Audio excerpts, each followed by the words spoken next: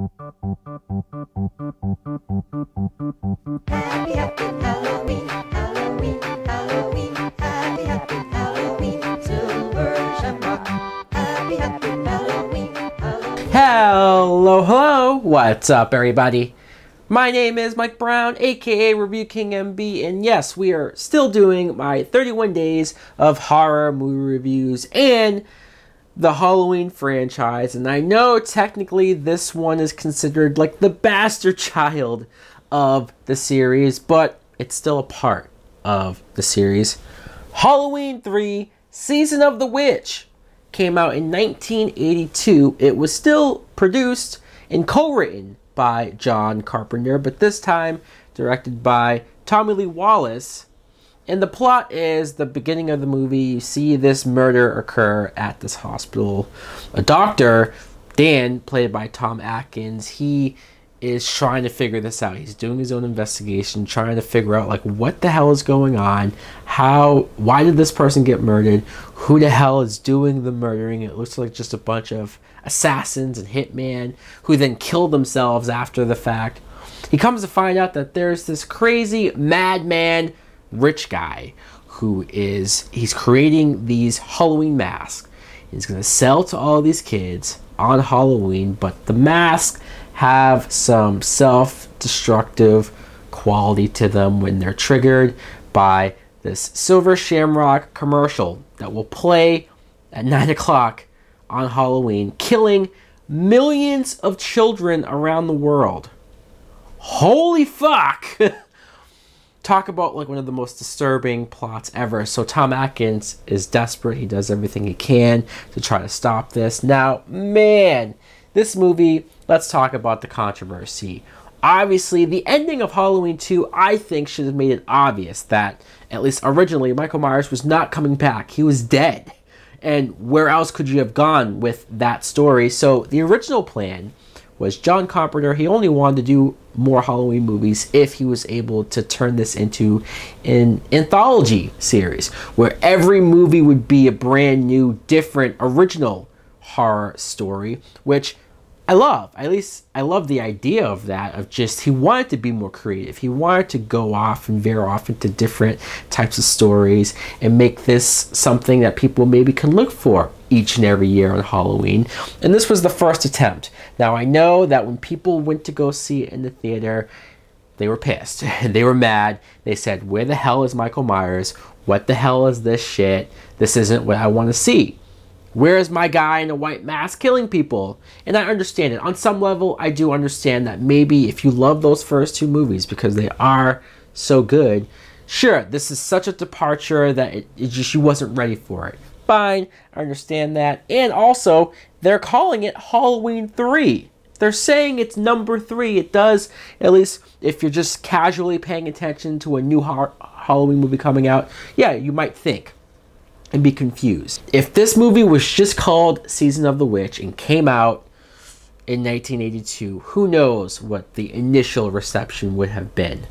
I know years later, some people, including myself, do have an appreciation for this movie. Hell, when I first saw this movie, I didn't like it. I didn't like it just purely because I thought it was weird and it wasn't Michael Myers. But the more I watched it, the more I, again, grew to appreciate it and just found fascinating the levels and length that this story dares to go. Like, okay, Tom Atkins, I really love his character. He's just a regular guy. He's a doctor who gets thrust into the situation and he chooses to do whatever he can to stop it. He delves deeper into it, even though he's risking his life. He meets up with the daughter of the guy that was killed, Ellie, played by Stacey Nelkin, who he ends up hooking up with her and sleeping with her, but it's like, part of me doesn't blame him. She is good looking, but at the same time, it's the daughter of the guy who died that you're investigating. A little creepy, but okay, fine. Connell Cochran, played by Dan O'Hurley. This guy is so creepy, especially because at first he doesn't seem menacing at all. He seems like a regular business guy. You don't think twice. But then once you find out what he wants to do and he starts talking about this like it's a nice thing. Like, he doesn't see why what he's doing is wrong. Even when he gets asked, why are you doing this? He doesn't have a good reason. He goes through this explanation of Halloween and the true meaning of it and sacrifice. And I guess it's a weird cult or terrorist group. Well, I don't know what or really why. To me, he just does it because he can, and because he's bored, and because he just wants to kill a bunch of kids. He hates kids. Maybe he was bullied as a kid.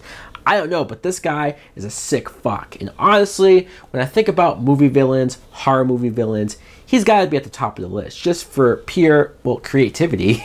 And for the sickness, the scene where it's called the test room scene, I guess. And he has that poor family in there with that kid who has the mask on. They watch the commercial, and you see the mask, I guess, implode on itself. And I don't know exactly how the bugs come out, and snakes come out. Like, it's so gross. I'm sitting here watching this. I've seen it before, but I almost forget just how gross and disturbing. I mentioned earlier that there are people who are going around and murdering people. They look like assassins. Well, you find out that they're robots. They're androids. They're not human beings. It sounds insane, especially where the character Ellie gets kidnapped and Tom Atkins has to go after her and save her, and he does, until you find out that she too got replaced and is now a robot. And that scene always, like when I first saw it, I thought, wait, was she a robot the whole time?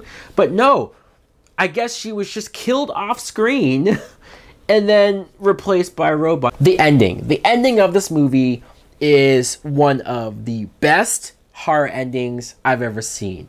Purely for the balls that this movie has, for the cliffhanger, or is it just a downbeat, depressing as fuck ending where Tom Atkins, he's calling anyone he can to stop these commercials from airing. These Silver Shamrock creepy commercials with the music, the loud annoying music, and all of these kids are sitting wearing the mask and watching the TV. He's telling them, he's pleading with them to stop it. It keeps playing, keep changing the channel. The commercial's still playing. There's one channel where it is still playing.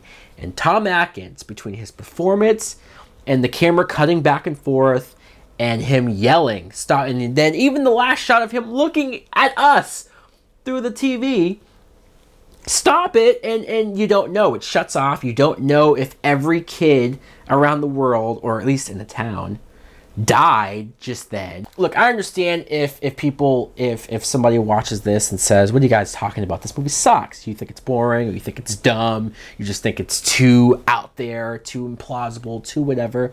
Okay, fine, that's cool. I understand. I was once there, but the older I got, the more I watch this, the more I'm like, this is fascinating. And there's not enough original horror movies being made like that anymore that's willing to take some chances. So I'll always appreciate and respect John Carpenter and the people involved with this movie for at least going for it, for at least trying. So guys, let me know in the comments below, what do you think of Halloween 3 Season of the Witch? Are you with me? Do you like it? Do you appreciate it? Or are you like, no, fuck that movie. You think it sucks? Thanks for watching. Like, comment, subscribe. Later!